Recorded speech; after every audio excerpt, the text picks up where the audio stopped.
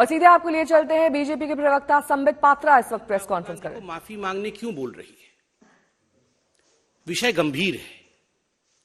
अगर विदेश की भूमि में जाकर राहुल गांधी बार बार विदेशी ताकतों से यह निवेदन करेंगे कि आप हिंदुस्तान आइए और हिंदुस्तान की डेमोक्रेसी की रक्षा के लिए आप हिंदुस्तान के इंटरनल मैटर्स में प्रवेश करिए, उसमें घुसपैठ करिए।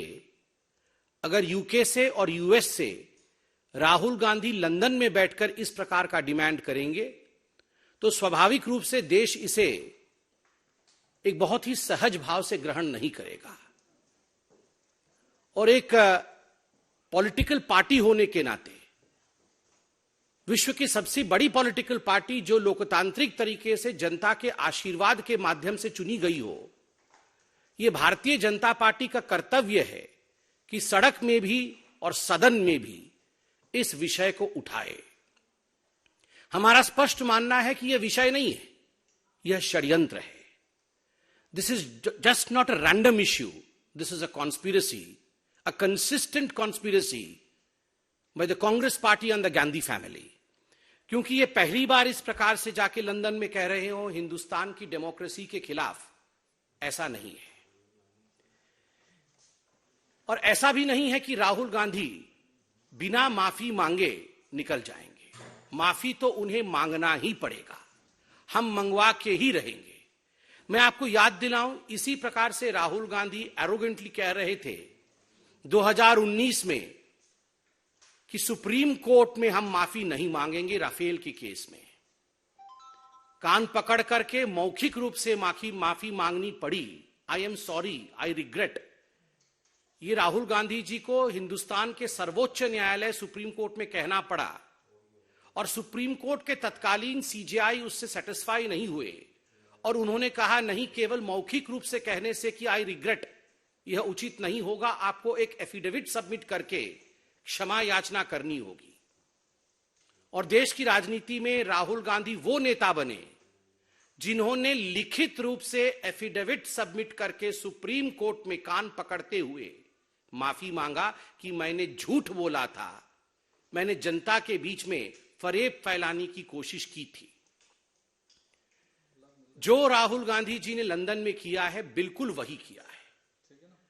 2019 में सुप्रीम कोर्ट में माफी मांगना पड़ा था और आज पार्लियामेंट में, सदन के पटल पे, संसद में माफी मांगना पड़ेगा।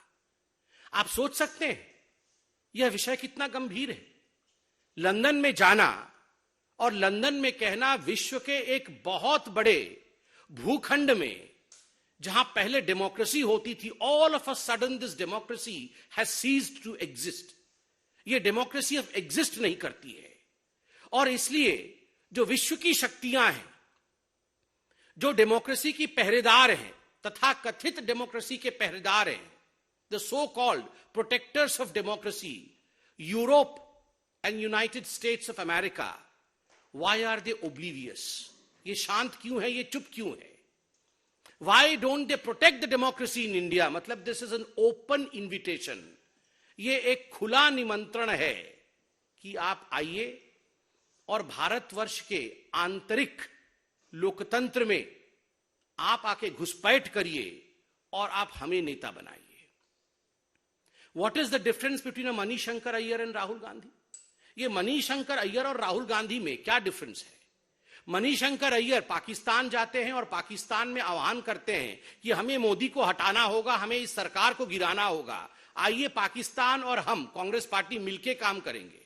सलमान खुर्शीद बतौर विदेश मंत्री चाइना में जाके, चाइना में जिस प्रकार से प्रस्तुतिकरण करते हैं, चाइना की वंदना करते हैं और भारत को कम आंक के आते हैं, वो अभी हमने देखा है। और आज राहुल गांधी लंदन में जाकर न्योता देकर आते हैं विदेशी ताकतों को कि आप आकर हमें बचाइए और राहुल गांधी को आगे बढ़ाइए।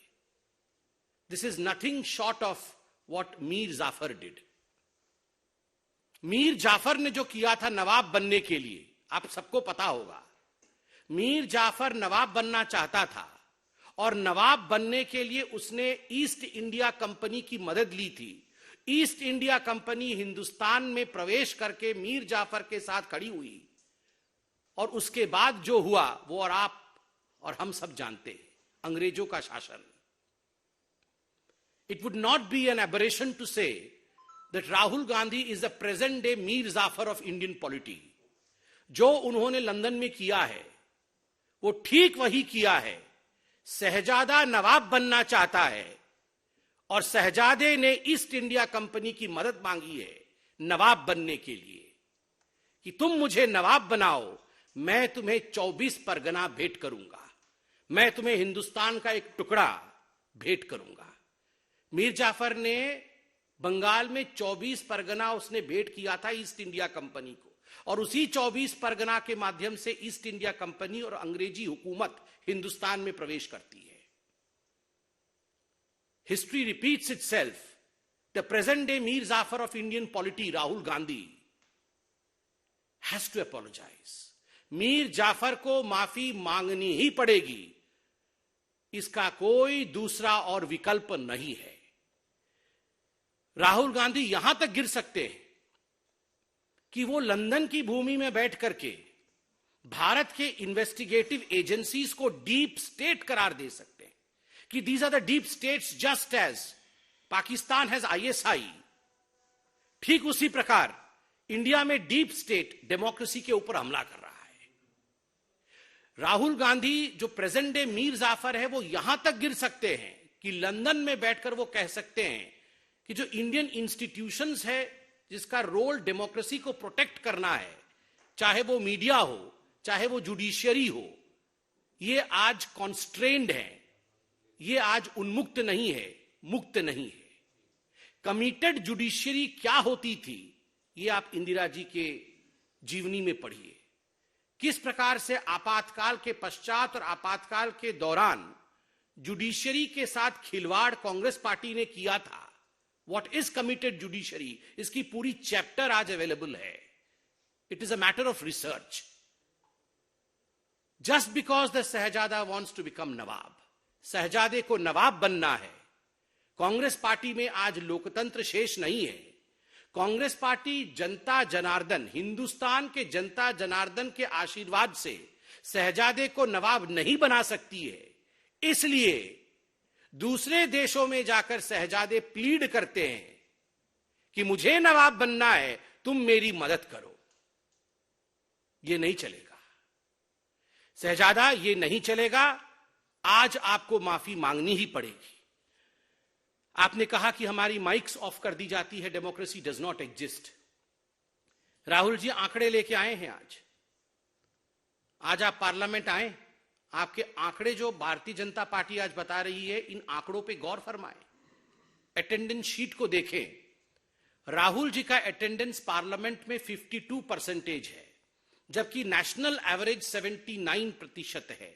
और स्टेट जहां से राहुल गांधी एमपी हैं अर्थात केरल का औसत 84% है। केरल के एमपी जो है वो 84% पार्लियामेंट आते हैं। नेशनल एवरेज लगभग 80% है और मात्र 52% टाइम्स राहुल गांधी पार्लियामेंट आते हैं। अधिकांश समय तो विदेश में ही रहते हैं। और आप कहते हैं कि हमारे माइक ऑफ कर देते हैं। आपका अटेंडेंस ऑफ है साहब, माइक तो ऑन है। दूसरा आंकड़ा participation in debates. Democracy, debates and discussion, they are the pillars of Indian constitution. अगर डेमोक्रेसी में डिबेट नहीं होगा, डिस्कशन नहीं होगा, तो डेमोक्रेसी का कोई मतलब नहीं है, कोई मायने नहीं है। डेमोक्रेसी की आत्मा डिबेट होती है। और राहुल गांधी ने मात्र 6 डिबेट्स में पार्टिसिपेट किया है अब तक।